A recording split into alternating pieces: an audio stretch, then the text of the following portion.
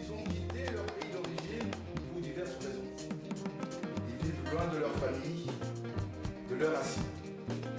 Ils sont en Europe, en Amérique, en Asie, en Australie. Ils ont fondé des familles.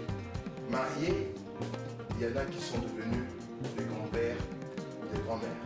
À cela, nous poserons la question de savoir ce qu'ils attendent encore de l'Europe, de l'Asie, de l'Amérique, de l'Australie. Tous ces continents qui ont fait d'eux ouvriers, fonctionnaires, entrepreneurs sans emploi, délinquants, travailleurs au noir, clandestins, travailleurs indépendants, médecins, infirmiers, consultants, étudiants. Aux autres, nous demanderons ce qu'ils pensent d'un retour au pays d'origine après un séjour prolongé de plus de 20 ans pour certains à l'étranger. Pour parler de ces sujets, j'ai invité autour de moi Monsieur José Assema, Monsieur Jaris Fimo, Monsieur Adolphe Monagna. La première question qui me vient en tête, c'est celle de vous demander combien de temps vous êtes à l'extérieur de votre pays. Il y a combien de temps vous vivez loin de vos pays d'origine respectifs. Adolphe. Merci de m'avoir accordé la parole. Moi, je pense que si ma mémoire est bonne, ça fait 22 ans que j'ai quitté mon pays, à l'époque, la République démocratique du Congo. Non, à l'époque, c'était le Zaïre, c'est ça? Autant pour moi. Merci. Et José? Je suis parti du Zaïre en 1977. 1977. Ah ben, ça fait beaucoup. Ça fait calquer. Et c'est Fimo. Ça fait 27 ans que je suis là-bas. Mais récemment, je viens de rentrer, je viens toujours de va-et-vient au pays. Eh bien, c'est très bien. Ça veut dire que ça fait vraiment bien longtemps que vous vivez à l'extérieur de votre, à l'extérieur, en dehors et loin de votre pays d'origine, la République démocratique du Congo. Eh bien, vous ne vous êtes jamais rentré au pays depuis que vous êtes... enfin, vous l'avez dit, vous rentrez de temps à autre. Il y a un an, je fais les va-et-vient. Mais qu'est-ce qui fait que vous rentriez ainsi, vous alliez de temps à autre? Est-ce qu'il y a une raison, des funérailles, un truc comme ça? Non, la première fois c'était juste pour visiter les pays, retourner dans les berceaux pour voir qu'est-ce qui s'est passé, qu'est-ce qui se passe, qu'est-ce qui s'est pas passé. Ah bon, d'accord. Et vous, José, vous n'êtes jamais rentré au pays? Moi, je suis rentré au pays en 2008. Voilà. Donc vous aviez déjà plus de 50 ans? J'avais ça? J'avais plus de 50 ans. Plus de 50 ans. Ah, c'est formidable. Ouais. Et pourquoi? Pourquoi j'avais plus de 50 ans? Pourquoi avoir attendu si longtemps pour rentrer au pays? Parce que j'avais pris une décision de ne plus jamais remettre mes pieds là-bas. Ah, pourquoi? Si on peut savoir, hein, vous savez.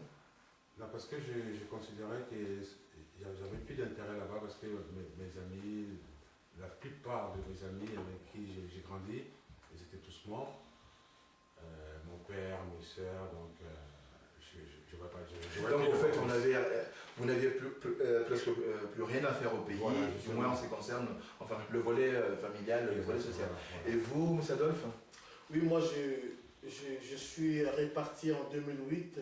C'était pour enterrer ma mère qui est décédée en Belgique. Et donc c'était un choc pour moi de retrouver 20 ans après mon pays. Ah ben vous parlez de choc. Choc, évidemment, en dehors du malheur qui vous est arrivé. Hein, vous arrivez au pays, il y a toute la famille qui est là, qui est en pleurs et tout. Mais en dehors de ça, le choc que vous avez éprouvé, c'est le choc de voir le pays dans un tel état.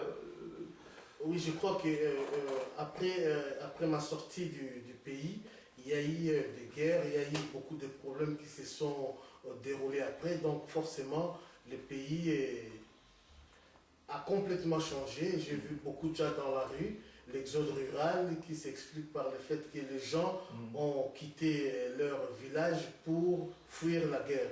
Et donc il y a eu du monde et puis il y a eu un délabrement de la ville puisque j'étais de Kinshasa. Et c'était un choc pour moi. Et pour vous, M. Jaris, est-ce que chaque fois que vous allez au pays, vous rencontrez ce choc-là, vous vivez ce choc-là ou pas? Je sais que donc, tous mes amis, les vrais amis, quand je dis les amis de l'école, de la France, tout ça, ils sont pris. Il y a des gens qui sont morts, je ne sais pas, ils sont partis de gauche à droite. Donc vous arrivez là-bas comme un étranger. Un étranger, j'essaie de créer notre relation avec le nouveau venu. Est-ce que c'est facile? Bon, c'est facile parce qu'il y a toujours des amis, mais c'est pas vraiment du cœur.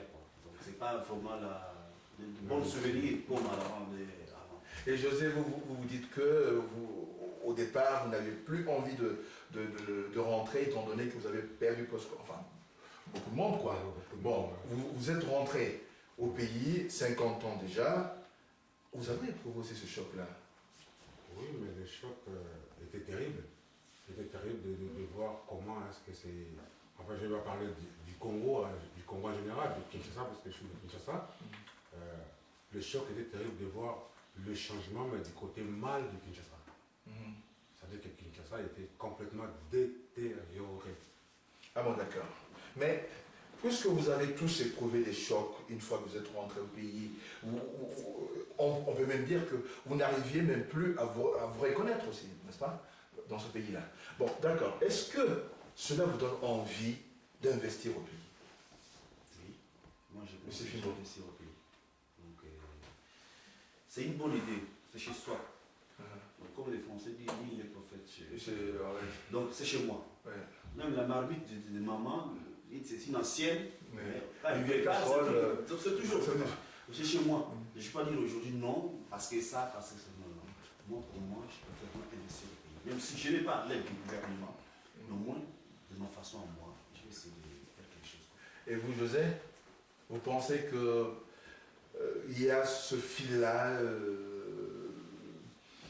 qui vous attire tout le temps, cette corde sensible? Oui, oui. Il y a que ça? C'est mon pays d'abord. J'aime ce pays. Et il faudra investir dans ce pays pour le développement de ce pays. Ah, d'accord. Et vous, Adolphe? Oui, moi je parle de l'investissement aussi intellectuel, hein, au-delà de l'argent qu'on peut mettre sur table pour notre économie. Il y a aussi un investissement intellectuel avec des projets, avec